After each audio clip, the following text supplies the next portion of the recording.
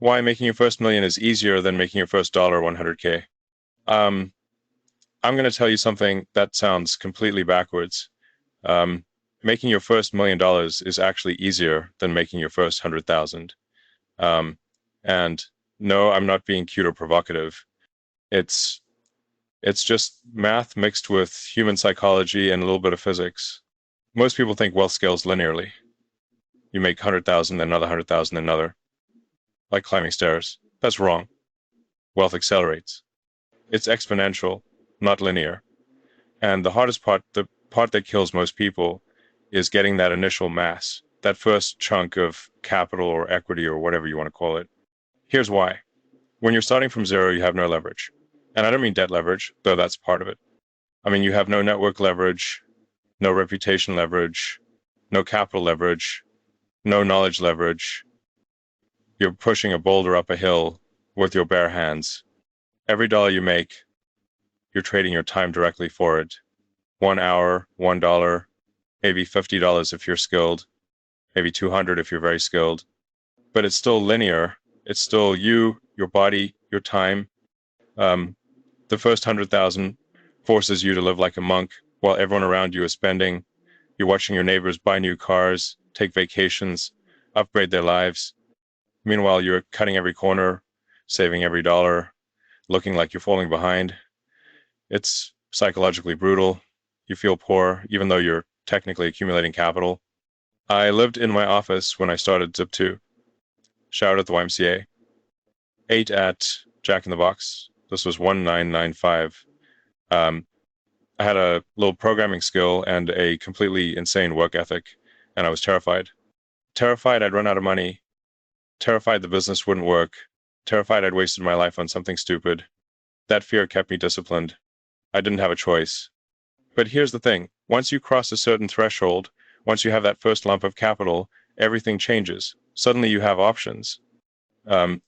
You can take a risk on a business idea without worrying about making rent. You can invest in something that might take 5 years to pay off. You can say no to the garbage opportunities because you're not desperate. But let me give you an example.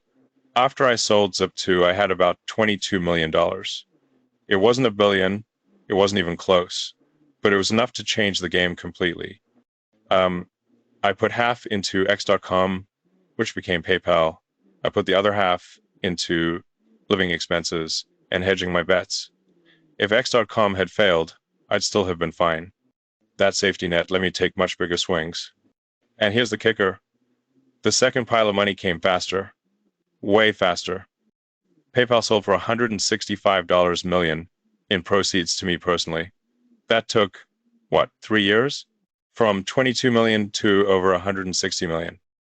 Now, you might say, well, Elon, you got lucky with PayPal, maybe, but luck favors the prepared.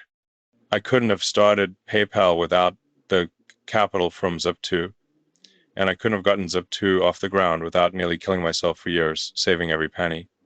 The point is this. The first 100,000 is about pure grunt work, discipline, sacrifice, pain. The first million is about leverage. You take that 100,000 or 200,000 or whatever you've managed to scrape together and use as a springboard. You invest in a business, you buy assets that appreciate, you take a calculated risk that would have been suicidal when you had nothing. Most people never make it past the first 100,000 because they can't delay gratification. They see their paycheck and they think, I deserve this, I worked hard, and they spend it. New car, bigger apartment, clothes, gadgets, vacation they can't afford. They stay on the treadmill forever. Then they wake up one day and realize they've got nothing except a bunch of depreciating garbage and a fat monthly payment. Look, I'm not saying you need to live like a homeless person forever. What I'm saying is the early years, whenever they are for you, those are your leverage years. That's when you trade suffering now for freedom later.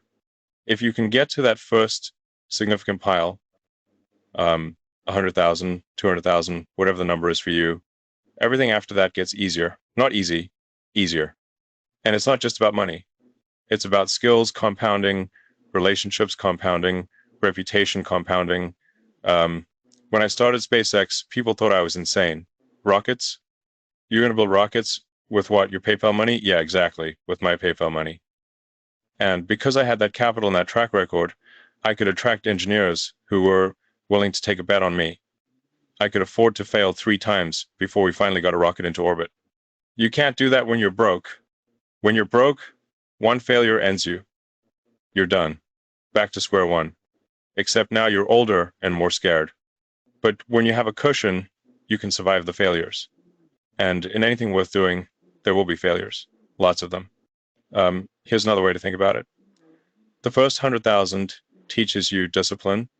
It teaches you that you can survive on less than you think. It teaches you delayed gratification. Those are the habits that actually make you rich. The $1 million, the 10 million, the 100 million, those are just the results of applying those habits with leverage over time. I see people all the time who make great money, 200,000 a year, 300,000. They should be rich, but they're not. They spend it all. Lifestyle inflation eats everything. They deserve the nice house because they work hard. They need the luxury car because they're successful. It's all garbage. They're on a treadmill, and the treadmill just goes faster the more they make. You know, what's harder than making your first million? Making your first million while also impressing people who don't matter. That's impossible. You can't do both. You either impress strangers with your spending or you build wealth quietly. Pick one. When I see someone driving a brand new $80,000 car, I don't think, wow, that person is rich. I think that person just burned $80,000 on a depreciating asset. Maybe they can afford it. Maybe they're actually wealthy. But most of the time, they're just leveraged up to their eyeballs trying to look successful. Real wealth is quiet. It's boring. It's the person driving the used Honda who's got 2 million in index funds and some equity in a business. That person is free. The guy in the Porsche is a slave to his payments. Now, let me be clear. I'm not preaching poverty. Once you have the leverage, once you've built the base, spend on what makes your life better. I'm not saying live in a shack forever. What I'm saying is, in the accumulation phase, every dollar you don't spend is a dollar that can compound. And compounding is the most powerful force in the universe. Einstein supposedly said that. I don't know if he actually did, but it's true either way. Let's talk about time for a second. A lot of people think they're running out of time. They look at where they are and think, it's too late for me. I should have started earlier. That's bullshit. What matters isn't when you start. What matters is that you start and that you don't stop. I know a guy, never made much money his whole life, worked as a teacher. At 52, he inherited $40,000 from his father. Not a fortune, just 40,000. Instead of spending it on a car or a vacation, he put it into dividend-paying stocks. Boring stuff, utilities, consumer staples, didn't touch it, lived on his pension. 10 years later, that 40,000 had doubled through dividends and appreciation. He kept reinvesting. By the time he was 70, he had nearly 300,000. At 75, over $500,000. He's 80 now, and he's got more money than he'll ever spend. Started at 52 with 40,000. The point is, it doesn't matter where you're starting from. It matters that you start and that you give compounding time to work. Most people give up too early. They try for a year, maybe 2, don't see massive results, and quit. Compounding doesn't work like that. It's slow at first, agonizingly slow, then suddenly it's exponential. Here's what people don't understand about wealth building. It's not about being the smartest. It's not about having the best opportunities. It's about not screwing up. That's it. The person who makes 100,000 a year and saves 20% will always beat the person who makes 200,000 and saves nothing. I've met so many people who had every advantage. Good education, high-paying jobs, connected families, and they're broke. Why? Because they couldn't resist spending. They thought money was for consuming. They never learned that money is a tool for making more money. And here's the thing that gives me hope about people. You can learn this at any stage. I don't care if you're 25 or 55 or 65. The principles don't change. Spend less than you make. Invest the difference. Give it time. That's the whole game. The mistake most people make is they think they need some brilliant insight, some secret knowledge. They waste years looking for the perfect investment or the perfect business idea. Meanwhile, the boring, obvious stuff, index funds, real estate, starting a simple service business, that's sitting right there working for the people who just do it. Let me tell you what happened after PayPal sold.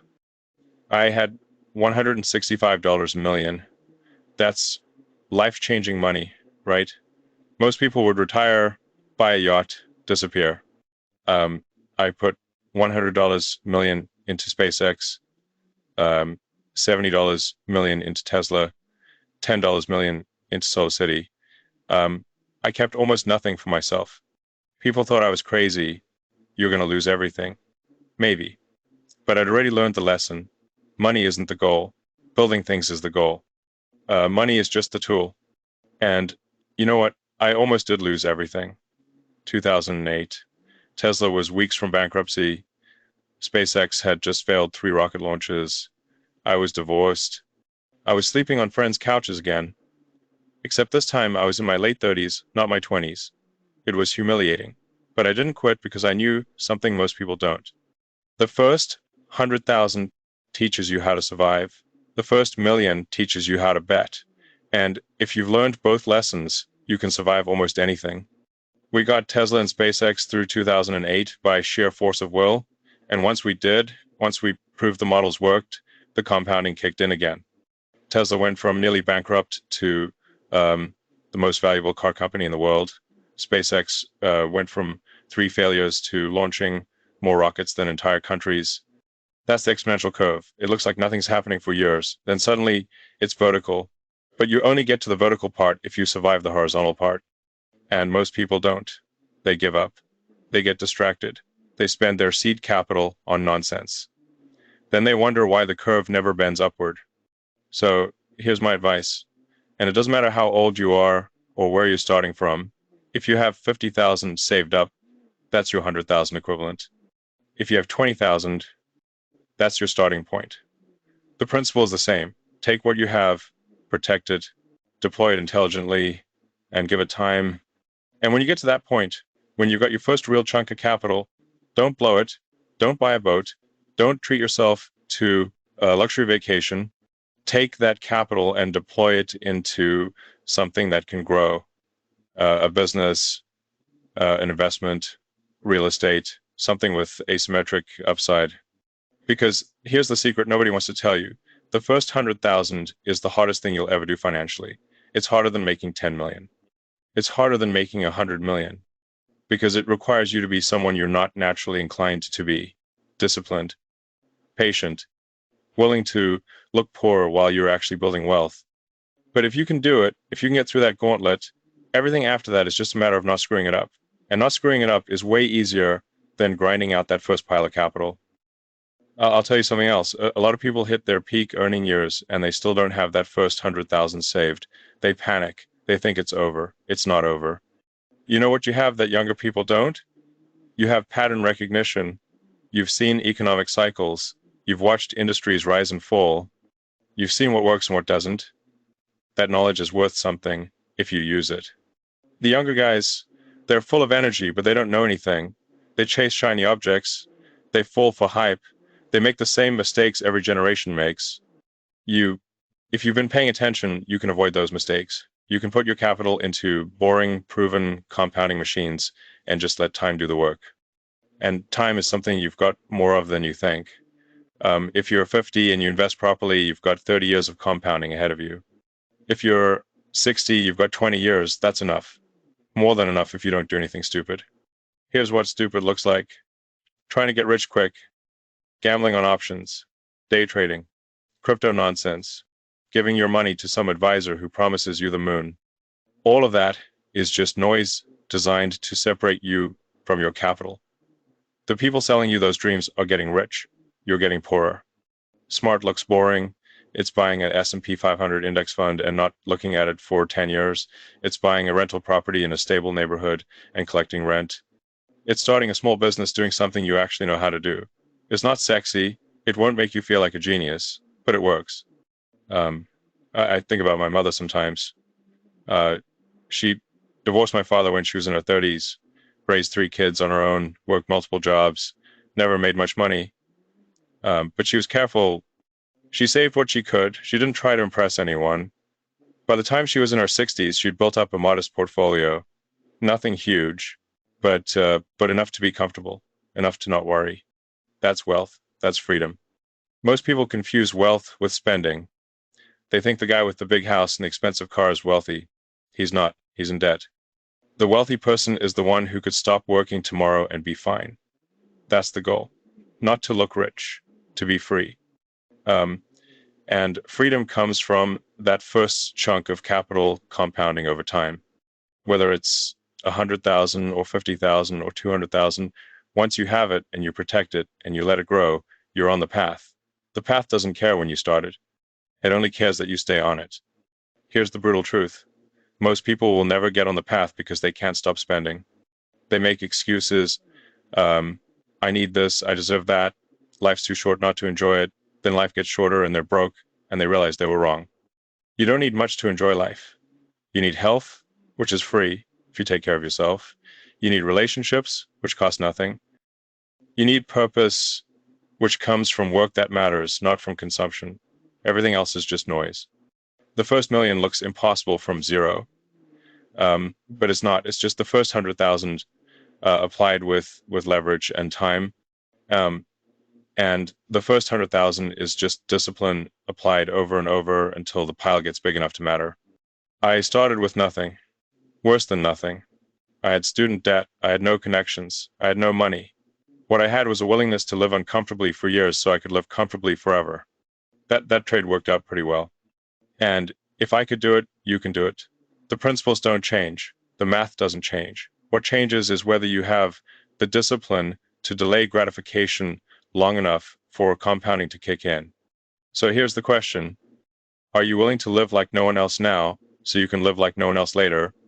Or are you going to keep doing what everyone else does, which is spend everything and hope it works out? Because I'll tell you what happens if you follow the crowd. You end up where the crowd ends up, and the crowd ends up broke, bitter, and dependent on systems that don't care about them. But if you break from the crowd, if you save when they spend, if you invest when they consume, if you think long-term when they think next week, you end up somewhere completely different. You end up free. That's the real secret. The first 100,000 is hell. The first million is just math. And math doesn't care how old you are. It only cares that you show up and stay consistent. That's all there is to it.